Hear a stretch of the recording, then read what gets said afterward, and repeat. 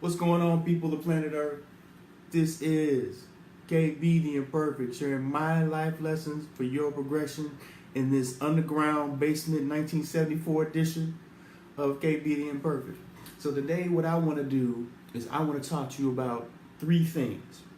And I want to try to put them all in a dish and serve them up like soul food for you in the end, hopefully. So bear with me, it's about 5 minutes. I know that these days we got attention span of about a nap, but bear with me. All right, I want to talk to you about Les Brown. I want to talk to you about Camelot and an African proverb. Once again, the ingredients are Les Brown, Camelot, and an African proverb. So you ever have a show you had that you watch with your friend, your buddy, your wife, a loved one that you like, this show is terrible, this is awful, I ain't watching this, but then you find yourself kind of looking from the side about this show? I got caught up. I'm getting caught up in this thing called Merlin. It's a BBC show about the young Merlin. And on this particular episode of Merlin, they faced an outsider threat. Camelot was known all around the land as being the kingdom. You don't mess with Camelot. But these guys wanted to test Camelot. And so they went toe-to-toe with him. They were fending them off. And the guys that were attacking, they were the mindset like, we got them, because they had this one other secret weapon. Because Camelot was getting at them, bow, bow, bow. But then what happened is they released that secret weapon. So they had an insider threat.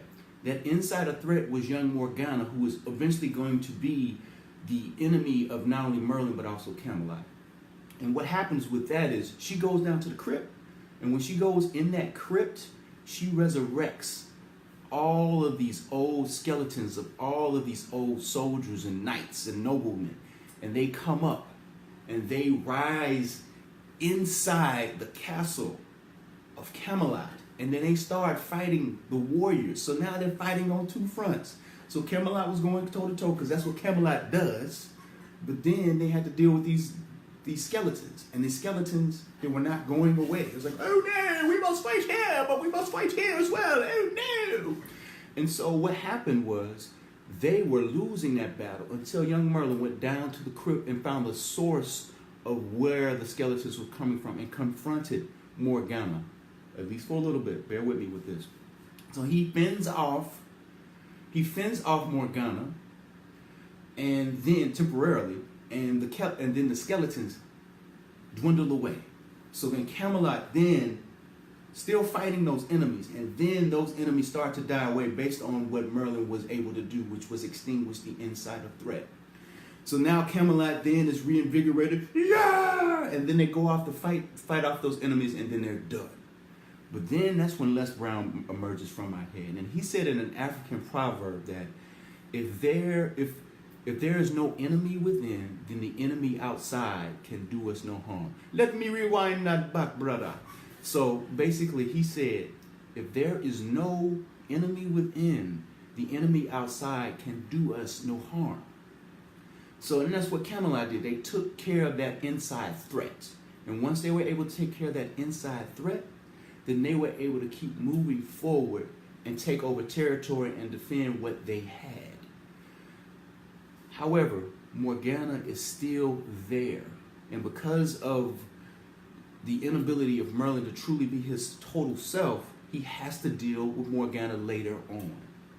So what am I saying, guys? As you are starting to go out and do the things that you're trying to do, be a better person, getting all this development, making gains on all these different territories, watch out for that insider threat.